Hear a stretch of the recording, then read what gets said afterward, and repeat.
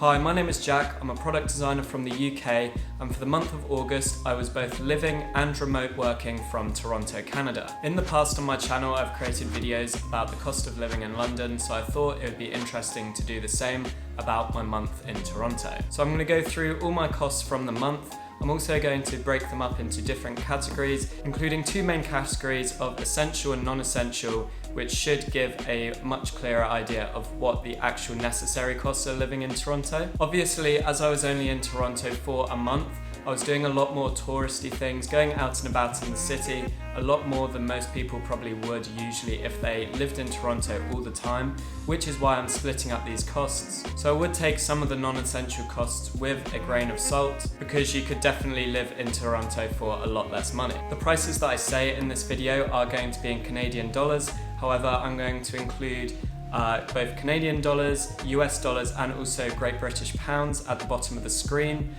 just so you get an idea of what it is in your currency. And at the time of recording, these are the conversion rates, as I know conversion rates are fluctuating a lot at the moment, just like the cost of living. So hopefully that gives some context to the prices that you hear throughout this video. Also, before we get into all the costs, if you want to see more videos about my travels, whether that's about Toronto, New York, where I'm staying now, or the future destinations of where I'm going, then make sure you do subscribe and also follow me on my social medias at jackjenkinsyt. So starting off with the essentials, the first item within here is accommodation, which makes up a big chunk of the monthly cost. I stayed in a Airbnb in the west side of Toronto in an area called Runnymede. I was staying in a private room within a 3-bed basement apartment, and for the month this cost me just over 1,200 Canadian dollars, which personally I think for a 1-month lease of a place is actually pretty good.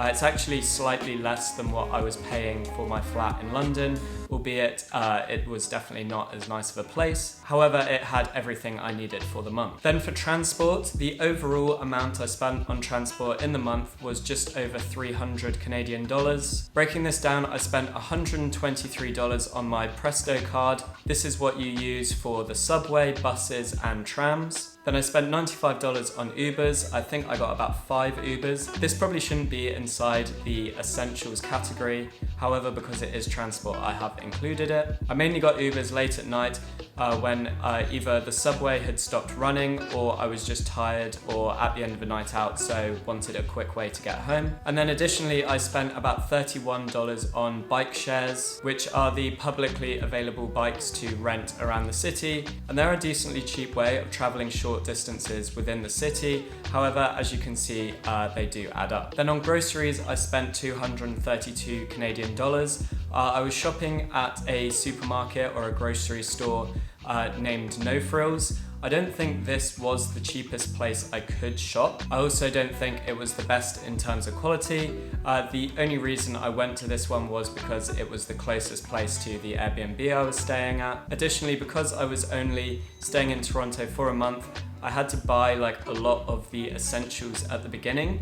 If you were staying in Toronto for more than 1 month, obviously you've already got the essentials, things like cooking oil and bulk buying of things like carbohydrates. So I do think that if you're shopping for one and you're staying in Toronto for longer than a month, you can get that grocery cost down. And then finally in the essentials category is another one that probably shouldn't be in essentials, and that was a haircut. This cost me 50 Canadian dollars, which I thought was a lot of money. It's definitely way more than I'd spend in London. However, I was struggling to find a cheap place in the area that I was staying in Toronto. But then again, I'm saying that's expensive, but now I'm here staying in New York. Every barber here costs way more than that, so I guess, yeah, it's somewhere in the middle between London and New York. Still quite pricey in my opinion. So the total cost of everything that I've put in the essentials category was just over 1,750 Canadian dollars. This at the time of recording is the equivalent of just over 1,350 US dollars, or almost 1,160 Great British pounds. Then on to non-essentials. I'm unsure how useful this category is going to be for people, as I think it very much depends on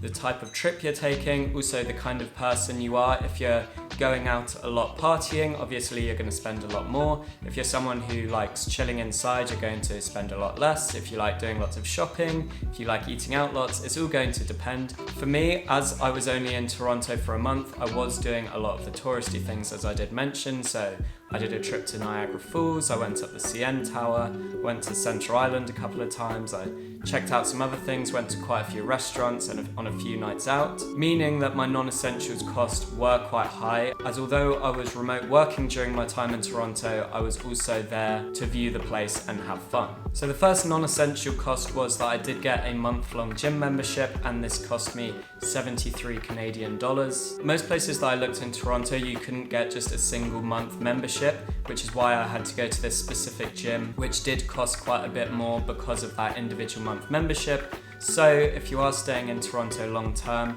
and you can get a contract for 6 months or a year, the monthly cost for your gym membership will be a lot less. Then on eating out, this was one of my bigger expenses for sure.